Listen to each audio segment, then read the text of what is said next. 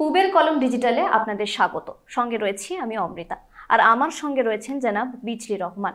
তিনি তৃণমূল কংগ্রেসের রাজ্য মাইনরিটি সেলের জেনারেল সেক্রেটারি। জনাব বিজলি রহমান, আপনাকে পূবের কলম ডিজিটালের পক্ষ থেকে শুভেচ্ছা। প্রথমেই আপনি নবনির্বাচিত এক দায়িত্ব পেয়েছেন, নতুন সূচনা আপনার জীবনে। আপনাদের অনেক অনেক ধন্যবাদ আমাকে এখানে ডাকার জন্য। দেখুন, আমার পলিটিক্যাল কেরিয়ার শুরু 1984 থেকে। বেসিক্যালি আমি অজিতদার কনস্টিটুয়েন্সির লোক, উত্তর পূর্ব পার্লামেন্ট কনস্টিটুয়েন্সি অজিতদার হাত ধরে রাজনীতিতে ঢোকা। আমার রাজনৈতিক জীবনে অনেক কিছু জিনিসই আমি অজিতদার কাছ থেকে শিখেছি। আর দীর্ঘ 84 থেকে আজ 2025 কাজ করতে গিয়ে দেখেছি অজিতদার মতো থিওরিটিক্যাল প্র্যাকটিক্যাল ইলেকশন করাটা এবং সারা বছর জনসাধারণের সাথে জুড়ে থাকাটা খুব একটা আমার চোখে পড়েনি অন্যান্য রাজনৈতিক নেতাদের মধ্যে। যেটা অজিতদা করতো, একটা বোর্ড ছিল ওনার, একটা ম্যাপ করা ছিল যে ওনার কনস্টিটুয়েন্সির কোন জায়গায় কি আছে, কোন পার্টে কত ভোটার, কত মেজরিটি, কত মাইনরিটি, কত নন বেঙ্গলি ভোটার, সমস্ত ওনার নখদর্পণে ছিল। এরপরে আমি যুব কংগ্রেস করতাম।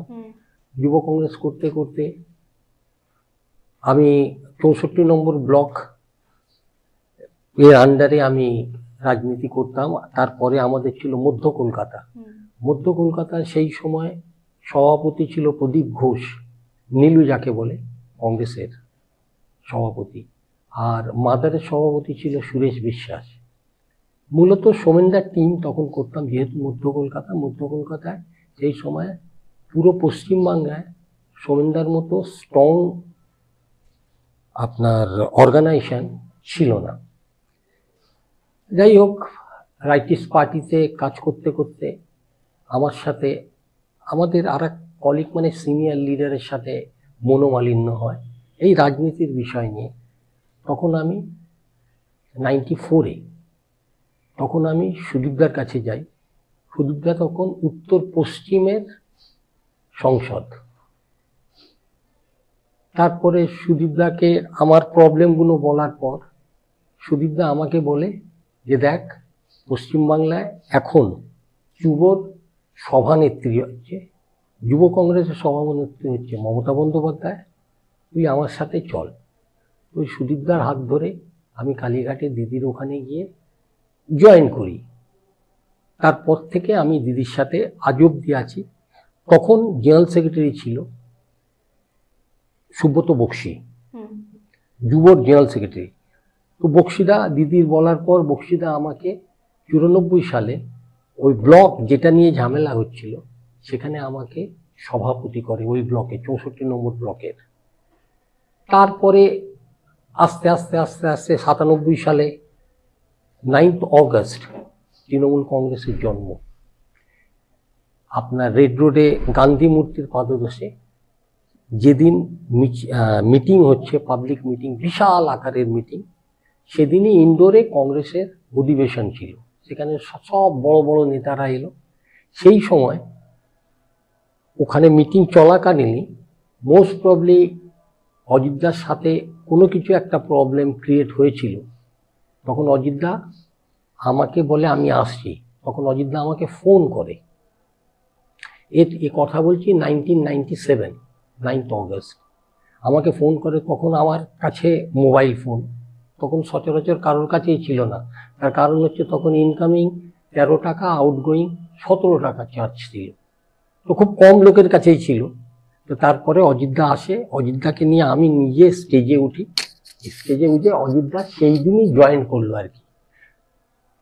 তারপর থেকে এই চলছে। তারপরে আপনার 98 সালে 1 জানুয়ারি তৃণমূল কংগ্রেস তার সিম্বলটা পায়।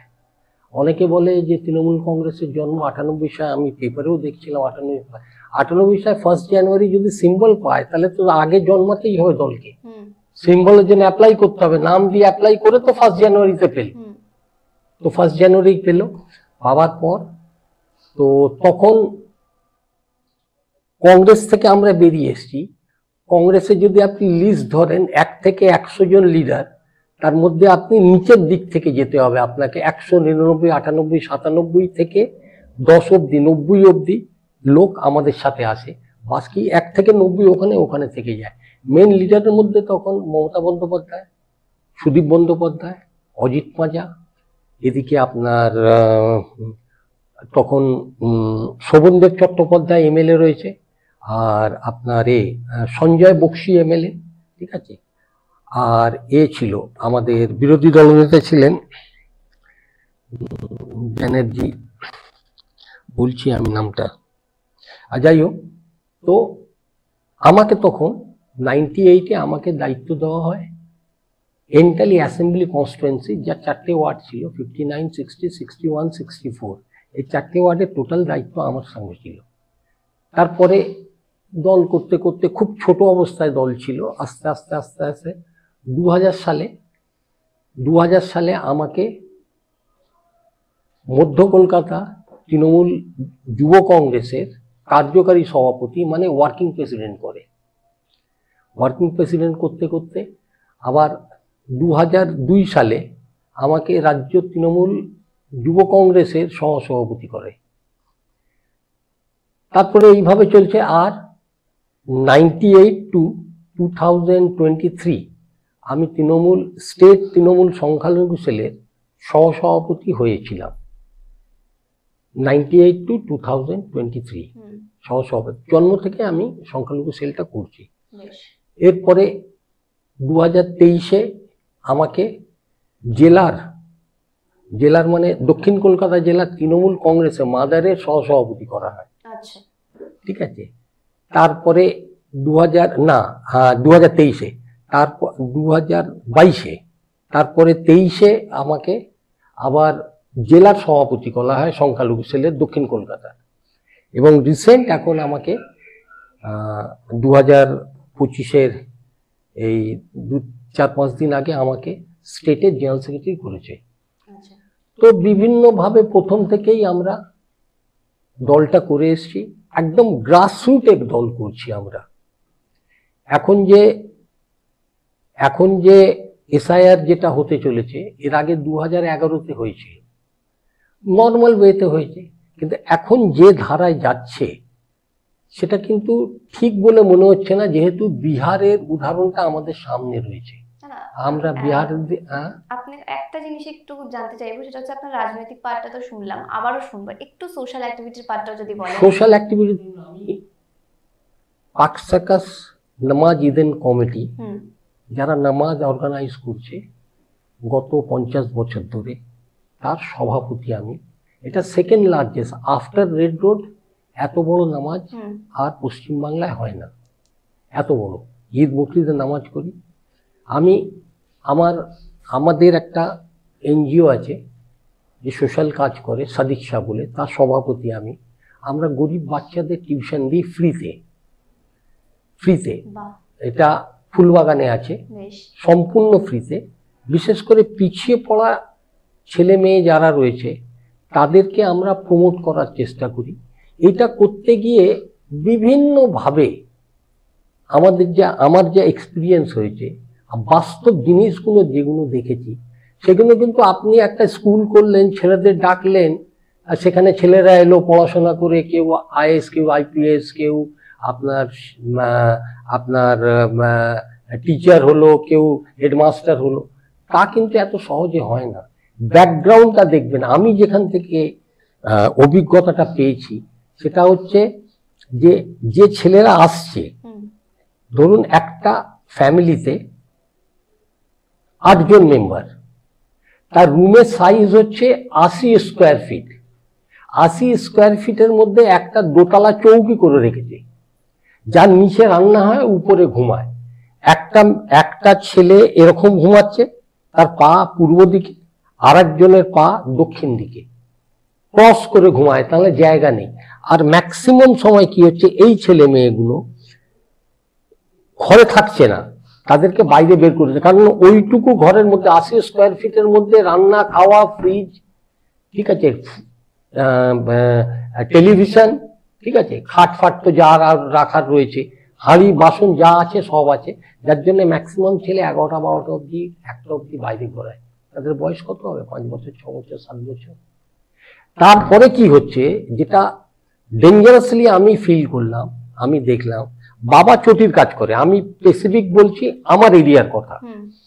বাবা চটির কাজ করে, আমার ফ্যাক্টরি আছে, এই ইন্ডাস্ট্রিয়াল আইটেম আমরা তৈরি করি, সেই জন্য এই ব্যাপারটা একটু ভালোভাবে জানি। তো চটি তৈরি করে, চটি তৈরি করতে গেলে তার কিছু যদি প্রোডাকশন বেশি করতে হয়, কিছু হেল্পার দরকার। কিছু হেল্পার বাইরে থেকে নিলে তাকে সপ্তাহে পেমেন্ট করতে হবে। ধরুন সপ্তাহে 500 টাকা দিতে হলো তাকে, 500 টাকা আজকে দিলে হয় না, 1000 টাকা 1200 টাকা নিতে হবে না, ঠিক আছে? তো তাকে দিল। এবারে এরা কি করছে, 6 বছর 7 বছরের ছেলেদের, নিজের ছেলে বা মেয়েকে সুলেশন লাগাবার জন্য বা কাটার জন্য, টুকটাক কাজের জন্য নিজের ছেলেদের ইনভলভ করে দিচ্ছে, নিজের 2-3টে ছেলেকে ইনভলভ করছে। যে টাকাটা বাইরের লোককে দিত সেই টাকাটা ঘরে দিচ্ছে, ঘরে দিল। এবার ওই ছেলেটা ওই কাজে ইনভলভ হয়ে গেল, পড়তে আর কখন যাবে? স্কুল থেকে, স্কুল বন্ধ হয়ে যাচ্ছে এই কাজের জন্য। পুজোর সময়, ঈদের সময় যখন কাজের খুব চাহিদা যখন তুঙ্গে থাকে, তখন প্রোডাকশন ওইভাবে হয়, বাবা মা খাটছে, তার সাথে ছেলেদেরগুলোকে ইনভলভ করেছে, ওই সময়টা ওরা আর যেতে পারে না, তো ব্রেকআপ হয়ে যাচ্ছে। তো এই জিনিসগুলো দেখার দরকার, বিশেষ করে এই জিনিসগুলোকে নিয়ে আমরা কাজ করছি। আমি সোশ্যাল কাজ করি। সোশ্যাল কাজ বলতে মমতা বন্দ্যোপাধ্যায় যে প্রোগ্রামগুলো নিয়েছেন, দুয়ারে সরকার, সেগুলো নিয়ে বিশেষ করে আমি ওই কাজগুলো করি। ধরুন লক্ষ্মী ভাণ্ডার, স্বাস্থ্যসাথী এবং ছেলে মেয়েদের যে এডুকেশন লোন বা আদার্স যেগুলো রয়েছে, যেগুলো minority development and finance corporation যেগুলো প্রোভাইড করছে, সেগুলো আমরা চেষ্টা করি সবার কাছে পৌঁছে যাক। কিন্তু মুশকিল হচ্ছে কি, যে লোন দিতে গেলে এখানে একটা জিনিস আসছে, একটা গ্যারান্টার চাইছে, যে নাকি সরকারি চাকরি করবে। এখানেই একটু অসুবিধা হচ্ছে আমাদের, গরিব লোকেদের গ্যারান্টার হতে কেউ চায় না, যদি না নিজের বাড়ির কেউ হয়। আর নিজের বাড়ির লোক সরকারি চাকরি করে খুব কম আছে আমাদের এই সার্কেলটার মধ্যে, যার জন্য এখানে অসুবিধা হচ্ছে। আদারওয়াইজ গভর্নমেন্ট থেকে 50,000 টাকা দিচ্ছে, লোন দিচ্ছে উইদাউট গ্যারান্টার, সেই 50,000 টাকা নিয়ে অনেকেই ব্যবসা করছে, মোটামুটি দাঁড়িয়ে যাচ্ছে। কিন্তু এটা করতে গেলে কি হচ্ছে, যে যারা করতে চায়, যারা করবই মনোভাব নিয়ে মাঠে নামছে, তারা কিন্তু সাকসেস হচ্ছে। আপনার রাজনৈতিক জীবন এবং যে সামাজিক কাজকর্মের সঙ্গে যুক্ত যে জীবন, দুটোই শুনলাম, খুব ভালো লাগলো। এইবার যে বিষয়টায় আসবো সেটা হচ্ছে যে আসন্ন 26-এর বিধানসভা নির্বাচন আর মাত্র দেখতে দেখতে যে কটা মাস আছে হাত কেটেও যাবে। আপনার কি মনে হয় তৃণমূল কংগ্রেসের প্রতিদ্বন্দ্বী কে হতে পারে? দেখুন, তৃণমূল কংগ্রেসের প্রতিদ্বন্দ্বী এই মুহূর্তে আমি যেটা বলছি, আমি যেহেতু তৃণমূল কংগ্রেস করি বলে বলছি তা না, আমি ইমরান সাহেবের অফিসে এসেছি, আমি যেটা বলবো সেটা হচ্ছে যে একদম বাস্তব কথাটা আমি বলতে চাই। আমি কোনো কিছু তৈরি করে কিছু বলতে চাই না, যেটা সত্যি, যেটা আমার কথা শুনে বা আমার কথাকে রিয়েলাইজ করে কেউ যদি এর একটা রেজাল্ট বের করতে চায় বা ফলো করতে চায়, তাহলে উপকৃত হবে। সেটা হচ্ছে প্রাইম মিনিস্টার আর চিফ মিনিস্টার, যখন প্রাইম মিনিস্টার যখন ক্যান্ডিডেট হচ্ছে, তখন বিজেপির ক্যান্ডিডেট হচ্ছে, বিজেপির হয়ে প্রচার করছে, বিজেপির লোকেরা প্রচার করছে, উনিও বিজেপির হয়ে প্রচার করে ভোট চাইছে। কিন্তু যখন উনি জিতলেন, যখন উনি প্রাইম মিনিস্টার হলেন, তখন কিন্তু আর উনি বিজেপির প্রাইম মিনিস্টার না, উনি সর্বসাধারণ সবার প্রাইম মিনিস্টার। সবাইকে এক চোখে দেখতে হবে। যেটার সাথে মমতা বন্দ্যোপাধ্যায় আর আপনার নরেন্দ্র মোদীর ডিফারেন্সটা আপনি পাবেন, মমতা বন্দ্যোপাধ্যায় স্বাস্থ্যসাথী যেটা করলো, যেটা আপনার লক্ষ্মী ভাণ্ডার করলো, এটা কিন্তু আমাদের বলে দেয়নি যে এই দিন দেখে তুই কর। কারণ আমরা যেহেতু ইলেকশন করি, আমি জানি যে ইলেকশন প্রসেস এমন একটা জায়গায় এখন হচ্ছে, যেভাবে হচ্ছে, তাতে করে আপনি বুঝে যাবেন এই বিল্ডিং এ কে ভোট দিয়েছে, কাকে ভোট দিয়েছে। পার্ট ওয়াইজ কাউন্ট হচ্ছে, একটা পার্টে 1,000, 800, 1000 ভোট থাকে, তার মধ্যে তার মধ্যে ধরুন 700 ভোট পোল হলে আমরা কত পেলাম, বিজেপি কত পেল, একদম নখদর্পণে। সুতরাং আমরা এটা করতেই পারি, বা যে কেউ করতে পারে, যে একে দিচ্ছে এই আমাদের ভোট দেয় না। আমরা কিন্তু তা করি না। আমরা আমরা লোক দেখে করি না, বা কালার দেখে করি না। জেল করে দাও, জেলও করে দাও। তো আমার বক্তব্য হচ্ছে, যদি যখন তুমি ক্যান্ডিডেট, তখন তুমি বিজেপির ক্যান্ডিডেট, তৃণমূল ক্যান্ডিডেট, কংগ্রেসের ক্যান্ডিডেট, কিন্তু জেতার পর তোমাকে সাধারণ লোকেদের জন্য সার্ভিস দিতে হবে, যেটা মমতা বন্দ্যোপাধ্যায়, অভিষেক বন্দ্যোপাধ্যায় করছে, ফিরহাদ হাকিম করছে, সুব্রত বক্সি করছে। ওরা এখানে আপনি দেখবেন, কালীঘাটে আপনি যাবেন, যদি যান, প্রতি রোববার হতে পারে বলে আপনার মনে হচ্ছে? কারা দেখুন এই মুহূর্তে আর খুব সেন্সিটিভ পশ্চিমবাংলা। পশ্চিমবাংলা প্রতিদ্বন্দ্বিতা করার চেষ্টা করবে, না না সে করুক, কিন্তু পশ্চিমবাংলা খুব সেন্সিটিভ। এটা বিহার না, ইউপি না। এখানে লোক আপনাকে, আপনি যদি দেখেন এখন যে এই লাস্ট বছর 2-3 আগে একটা লেফট ফ্রন্ট, কংগ্রেস আর এসআইআর মিলে একটা ইয়ে করলো, ওর নাম কি, ব্রিগেডে একটা মিটিং করলো। ব্রিগেডে কিছু না হলে 10 লক্ষ লোক হয়েছে। 10 লক্ষ লোক যদি হয়, তাহলে কি একটা আইএসএফ সিট পাবে, আর বাকি কংগ্রেস আর তৃণমূল, কংগ্রেস আর সিপিএম বা লেফট ফ্রন্ট কেউ পাবেন, একটা সিটও পায়নি। অথচ 10 লক্ষ লোকের জমায়েত হয়েছে। লোক খুব সেন্সিটিভ, লোক খুব সেন্সিটিভ, অনেক বুঝে ভোট দেয়, অনেক বুঝে ভোট দেয়। তো সুতরাং মোদিজিকে যদি জিততে হয় অন্য কোনো প্রদেশ, পশ্চিমবাংলা আমি ধরছি না, তাহলে ওনাকে সেকুলার হতে হবে, সেকুলার হতে হবে। যেমন মমতা বন্দ্যোপাধ্যায়, আপনার মনে অনেক কিছু থাকতে পারে, আপনি ওকে ভালোবাসেন, ওকে পছন্দ করেন না, ঠিক আছে, ওকে আপনি সাহায্য করতে চান, এটা আপনার মনে থাকবে, আপনি বহিঃপ্রকাশ হবে কেন? যেটা মোদিজির হচ্ছে, যেটা মমতা বন্দ্যোপাধ্যায়ের মধ্যে পাবেন না। ইনি যে বন্যা দুর্গত অঞ্চলে যেখানে গেল, সব জায়গায় আমরা তো জিতিনি, কিন্তু সাহায্য সব জায়গায় হয়েছে, সব জায়গায় করেছে। কোথাও বাদ বিচার হয়নি যে এখানে জিতিনি এখানে দেবো না, ওখানে জিতেছি ওখানে বেশি দেবো, তা কিন্তু না, ইকুয়াল ডিস্ট্রিবিউশন। মমতা বন্দ্যোপাধ্যায়। আপনি কিছুক্ষণ আগে এসআইআর নিয়ে কথা তুলছিলেন, এবার এসআইআর প্রসঙ্গতেই আসবো যে বিহারে এসআইআর নিয়ে আমরা দেখলাম প্রচুর জলঘোলা হয়েছে, এবং সেই এসআইআর এর মানে রাজনৈতিক দরজা সুপ্রিম কোর্ট অব্দি গিয়ে পৌঁছেছে। তেজস্বী যাদব তিনি বিহারের বিভিন্ন জায়গা ঘুরেছেন, এবং শুধু তাই না, আমরা দেখেছি সংখ্যালঘুদের নাম বাদ পড়েছে। তাহলে বাংলায় যদি এসআইআর হয়, রাহুল গান্ধীরও ভূমিকা রয়েছে, অস্বীকার করার জায়গা নেই। কাটিহার, পূর্ণিয়া, বিভিন্ন জায়গায় দলিতদের নাম বাদ পড়েছে এসআইআর এ। এবং আলটিমেটলি গিয়ে যদি বাংলায় যদি এসআইআর হয় এবং সেই যদি হয়, তাহলে আপনার কি মনে হয় কারা টার্গেট হবে? দেখুন এখানে টার্গেট কি হবে না হবে তারা ঠিক করবে। আমরা আমাদের প্রোগ্রাম ঠিক করে নিয়েছি, আমরা জেনুইন ভোটারের নাম বাদ দিতে দেবো না। তার জন্য যেখানে যেতে হয়, যেভাবে করতে হয় আমরা করব। কারণ এই যে একটু আগে আমি বলে দিলাম যে আপনি ক্যান্ডিডেট বিজেপির হতে পারেন, কংগ্রেসের হতে পারেন, তৃণমূলের হতে পারেন, কিন্তু যখন আপনি জিতে এলেন তখন আপনি সেকুলার হবেন। তো সেইভাবেই এটাকে করা উচিত। স্পেসিফিক কিছু এরিয়া বেছে, যেখান থেকে বিজেপি ভোট পায়নি, সেখান থেকে কিছু নাম কেটে এমন একটা সিচুয়েশন করে দাও, এমন একটা ক্যালকুলেশন যে এই নামগুলো আমি যদি 2 কোটি নাম যদি আমি কেটে দিতে পারি, তাহলে 2 কোটির মধ্যে কিছু না হলেও 70-80টা অ্যাসেম্বলি মানে এমএলএ নাম বেরিয়ে যাবে, এমএলএ হেরে যাবে, ওখানে আমরা জিতে চলে আসবো। এই ক্যালকুলেশন তো স্পেসিফিক এরিয়া ধরে ধরে করা হচ্ছে না। এসআইআর যেটা এতে করেছে, বিহারে করেছে, এখন কোর্টের নির্দেশে বা লোকের মানে আপনার এজিটেশনের জন্য বেশ কিছু নাম আবার ইনক্লুড করেছে। আশা করব যে নামগুলো জেনুইন নামগুলো কেটে গেছিল সেগুলো আবার ইনক্লুড হবে। আর একটা বিষয়, সেটা হচ্ছে যে প্রত্যেকবারই আমরা দেখেছি বিরোধীরা অপপ্রচার করছেন যে এইবার বোধহয় তৃণমূল কংগ্রেস আর ক্ষমতায় আসবে না, আসবে অন্য কিছু বা রাজনৈতিক পট পরিবর্তন হতে পারে, কিন্তু আমরা প্রত্যেকবারই তার বিপরীতটাই দেখি। এবছর কি হবে সেটা তো অবশ্যই ফলাফলই বলবে, সময়ই বলবে। তো প্রত্যেকবারই মমতা বন্দ্যোপাধ্যায়ের জনপ্রিয়তা আমরা দেখেছি তুঙ্গে, এবং কোথাও না কোথাও গিয়ে মনে লেগে থাকে, এবং আমরা উল্টো রেজাল্ট দেখি। কেন, আপনার কি মনে হয় এটা কারণটা কি? দেখুন ব্যাপার হচ্ছে কি, আমাদের দল মমতা বন্দ্যোপাধ্যায়ের উপর বেশ করে দল। মমতা বন্দ্যোপাধ্যায়কে দেখে লোক ভোট দেয়।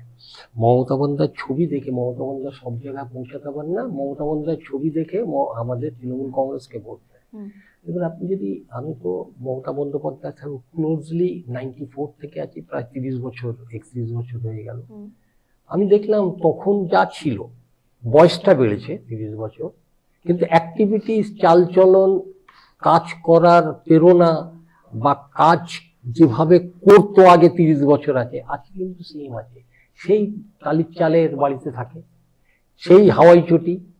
আপনি লোক, আমরা তো পৃথিবীতে এসছি, একবার এসছি চলে যাব, তো ভোগ করারও তো একটা টাইম হওয়া উচিত বা সুযোগ পাওয়া উচিত। যে জায়গায় মমতা বন্দ্যোপাধ্যায় আছে সেখানে ধরুন 10 তলা বাড়ি বা 20 তলা বাড়ি, 4টে গাড়ি, ঠিক আছে, আর বিলাস বহুল জীবন, এ তো করতেই পারে, যেটা সচরাচর চিফ মিনিস্টার, প্রাইম মিনিস্টার, আমাদের প্রাইম মিনিস্টারকে দেখুন না, 8 লাখ 10 লাখ টাকার একটা ড্রেস, অথচ গরিবের জন্য কাঁদছে।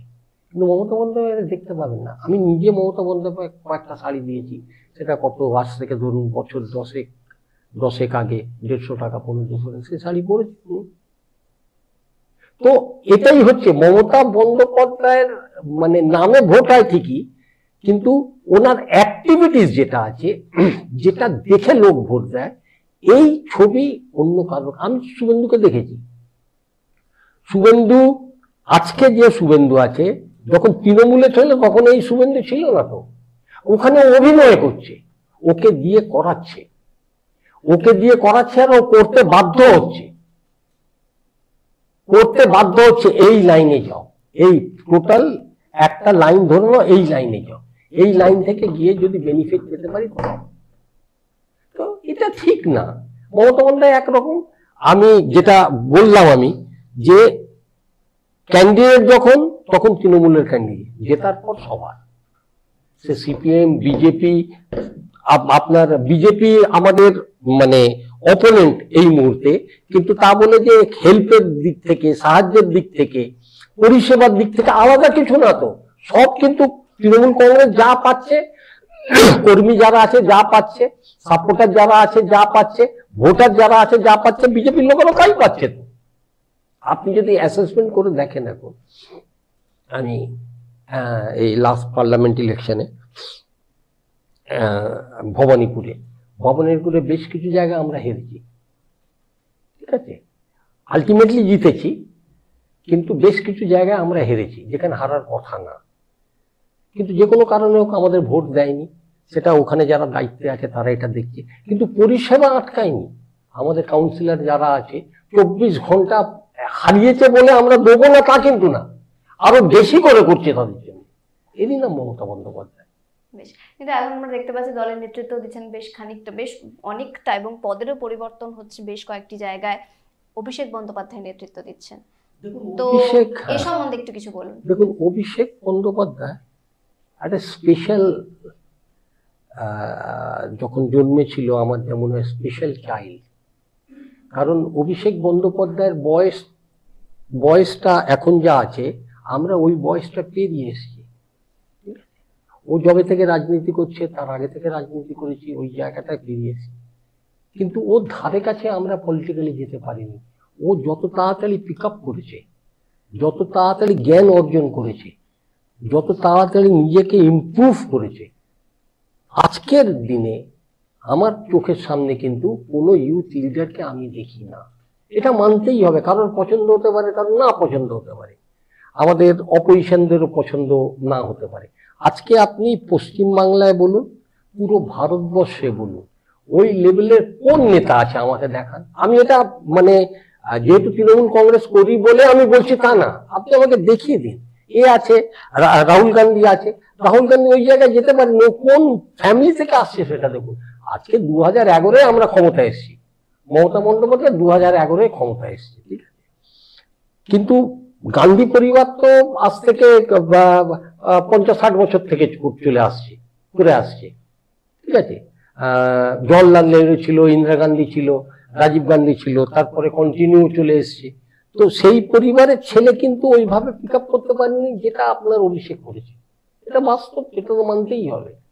ওর মধ্যে স্পেশাল কিছু একটা জিনিস আছে, আর নিজের গ্রহণ করার মতো, নিজের শিক্ষা নেবার মতো, নিজে কাজ করাকে ডিফারেন্ট অ্যাঙ্গেলে কাজ করার মতো একটা জিনিস ওর মধ্যে আছে, যেটা মানে সচরাচর আজকের দিনে আমার চোখে পড়ছে না কোনো ছেলে, ইউথ ছেলে। বেশ, আপনার কি মনে হয় আগেরবার তৃণমূল কংগ্রেস যেভাবে জিতেছিল আর এবার আসন্ন বিধানসভা নির্বাচন ভোটের তারতম্য হবে নাকি আসনের তারতম্য হবে? দেখুন, ভোটের তারতম্য হলেই আসনের তারতম্য হবে। তো আগের বারে যা পেয়েছিল তার থেকে একটা সিট বেশি হলেও এবার আমরা পাবো। তার কারণ অপোজিশন কেউ নেই, তাদের বলার মতো কেউ নেই। সব থেকে দুঃখের ব্যাপার যেটা আছে, অপোজিশন যারা আছে তারা কিন্তু ডেভেলপমেন্ট, দেশকে উন্নতি, রাজ্যকে উন্নতির কোনো প্রোগ্রাম তাদের নেই। শুধু ধর্ম নিয়ে কথাবার্তা। What is this? ধর্ম তো যার যার, উৎসব সবার। আমরা সব উৎসবে জয়েন করি, সব ধর্ম আমরা পালন করি, সব ধর্মের লোক আমাদের সাথে আছে। আমাদের সাথে সব ধর্মের লোক আছে, যার যার ধর্ম যখন যখন যে প্রোগ্রামগুলো হয় সেগুলো আমরা যাই, সবাই যাই। ইমরান সাহেবও যায় আমাদের সাথে, সেখানে আমাদের কোনো বাদ বিচার নেই। বেশ, একটা বিষয় বেশ একদম শেষ দিকে আমরা চলে এসেছি আলোচনায়, যে আপনি নতুন দায়িত্ব পেয়েছেন, নতুন জেনারেল সেক্রেটারি আপনি, আপনার দায়িত্ব বেশ খানিকটা বাড়লোই বলা চলে। কিভাবে দায়িত্ব সামলাবেন? আপনার কি কি ভাবনা চিন্তা রয়েছে, আপনার কি কি পরিকল্পনা রয়েছেন? দেখুন, আমি তো প্রথম থেকেই গ্রাসরুটে কাজ করে আসছি ইন দ্য ইয়ার 1994। আজকেও তার তারতম্য নেই। আজকেও আমি গ্রাউন্ড লেভেলে নিবে, আমি ত্রাণ বলুন, কাপড় জামা বলুন, কম্বল বলুন, রেশনের কিট বলুন, আজকেও নিজে দাঁড়িয়ে থেকে আমি ডিস্ট্রিবিউট করছি। হ্যাঁ, দায়িত্ব বেড়েছে, সেই দায়িত্ব অনুযায়ী আমি আশা করবো, আমার যা সীমিত ক্ষমতা আছে সেটা তো আছে, আরো যদি উপর থেকে আমাকে কিছু দেওয়া মানে সাহায্য করা হয় তাহলে আরো বড় করে করা যাবে। আর আমি যেটা করব, স্পেসিফিক কোনো ধর্মকে, কোনো জাতকে বা কোনো ক্লাসকে আমি আলাদা করব না। যার যখন যা দরকার হবে আমরা কিন্তু তার জন্য তাই করব। এটা ভেদাভেদের কোনো জায়গা নেই। তাহলে 26-এর নির্বাচনে মাইনরিটি সেলের ভূমিকা কি হবে? 26 সালের মাইনরিটির ভূমিকা তো সব থেকে বেশি হবে। কিরকম? আপনি যদি দেখেন তো 26-এ আপনি আজকে আমার তো ইন্টারভিউ নিচ্ছেন, আপনি মিলিয়ে নেবেন মাইনরিটি এরিয়া থেকে। আর যেহেতু এখন আমি স্টেটের জেনারেল সেক্রেটারি, সেই সুবাদে আগে আমি জেলার আমি সভাপতি ছিলাম, আর সীমাবদ্ধ ছিল দক্ষিণ কলকাতায় 84টা ওয়ার্ড। 84টা ওয়ার্ডের মধ্যে আমার ক্ষমতা সীমাবদ্ধ ছিল। কিন্তু এখন যেহেতু জেনারেল সেক্রেটারি, আমি পুরো পশ্চিমবাংলায় ঘুরি। আমার সভাপতি মোশাররফ হোসেন সাহেব আছেন ববিদা, আছেন সুব্রত বক্সী সাহেব। এনারা যেরমভাবে নির্দেশ দেবে আমরা সেইভাবে কাজ করব। আর আশা করছি যে গতবারের থেকেও এবারে মাইনরিটি সেকশনে আরো বেটার রেজাল্ট করবে। বেশ, এতক্ষণ আমার সঙ্গে ছিলেন জনাব বিজির রহমান, পূবের কলম ডিজিটালে আপনি এসেছেন, আপনাকে অনেক ধন্যবাদ। আপনারাও সঙ্গে থাকুন, পাশে থাকুন। অনেক অনেক ধন্যবাদ পূবের কলমকে আমাকে আজকে এই সুযোগটা দেওয়ার জন্য।